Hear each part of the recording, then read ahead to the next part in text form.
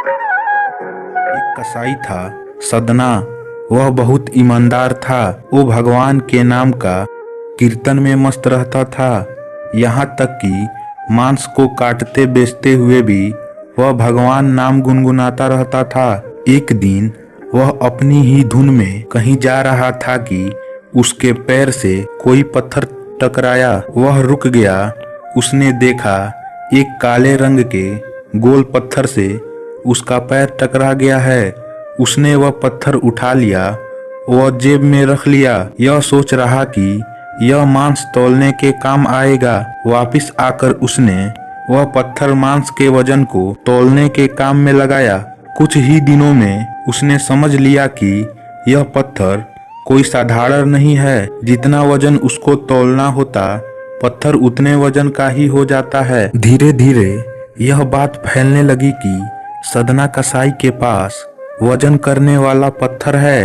वह जितना चाहता है पत्थर उतना ही तौल देता है। किसी को 1 किलो मांस देना होता तो तराजू में उस पत्थर को एक तरफ डालने पर दूसरी ओर 1 किलो मांस का ही तौलता। अगर किसी को 2 किलो चाहिए हो तो वह पत्थर 2 किलो के भार जितना भारी हो जाता। इस चमत्कार के कारण उसके यहाँ लोगों की भीड़ जुटने लगी। भीड़ जुटने के साथ ही सदना की दुकान की बिक्री बढ़ गई।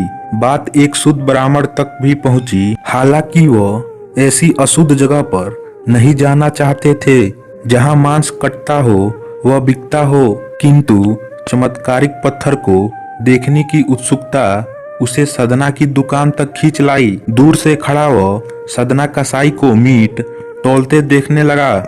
उसने देखा कि कैसे वह पत्थर हर प्रकार के वजन को बराबर तौल रहा था। ध्यान से देखने पर उसके शरीर के रोए खड़े हो गए।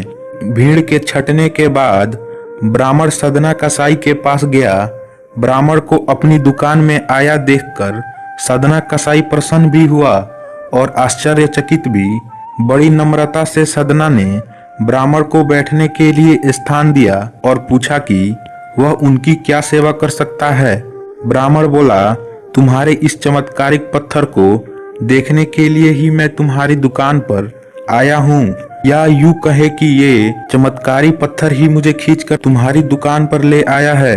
बातों ही बातों में उन्होंने सदना कसाई को बताया कि जिसे पत्थर समझकर वो मांस तौल रहा है वास्तव में वो शालिग्राम जी हैं, जो कि भगवान का स्वरूप होता है।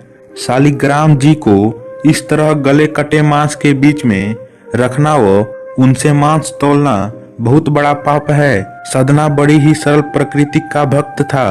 ब्राह्मण की बात सुनकर उसे लगा कि अनजाने में मैं तो बहुत पाप कर रहा हूँ। अनुनय विनय करके सदना ने वह शालिग्राम उन ब्राह्मण को दे दिया और कहा कि आप तो ब्राह्मण हैं, अतः आपकी इनकी सेवा परिचर्या करके इन्हें प्रसन्न करें। मेरे योग्य कुछ सेवा हो तो मुझे अवश्य बताएं। ब्राह्मण उस शालिग्राम शिला को बहुत सम्मान से घर ले आए।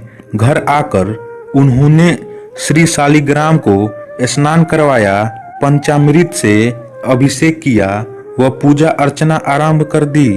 कुछ दिन ही बीते थे कि उन ब्राह्मण के स्वप्न में श्री शालिग्राम जी आए व कहा, हे ब्राह्मण, मैं तुम्हारी सेवाओं से प्रसन्न हूँ, किंतु तुम मुझे उसी कसाई के पास छोड़ आओ। स्वप्न में ही ब्राह्मण ने कारण पूछा तो उत्तर मिला कि तुम मेरी अर्चना पूजा करते हो, मुझे अच्छा लगता है, परंतु जो भक्त मेरे नाम का गुणगान कीर्तन करते रहते हैं उनको मैं अपने आप को भी बेच देता हूँ। सदना तुम्हारी तरह मेरा अर्चन नहीं करता है, परंतु वह हर समय मेरा नाम गुनगुनाता रहता है, जो कि मुझे अच्छा लगता है, इसलिए तो मैं उसके पास गया था। ब्राह्मण अगले दिन ही सदना कसाई के पास गया। वह उनको प्रणाम करके सारी बात बताई। वह श्री शालिग्राम जी को उन्हें सौंप दिया। ब्राह्मण की बात सुनकर सदना कसाई की आंखों में आंसू आ गए। मन ही मन उन्होंने मांस बेचने खरीदने के कार्य को तिलांजलि देने की सोची और निश्चय किया कि यदि मेरे ठाकुर को कीर्तन पसंद है तो मैं अधिक से अधिक समय नाम कीर्तन ही करूँगा।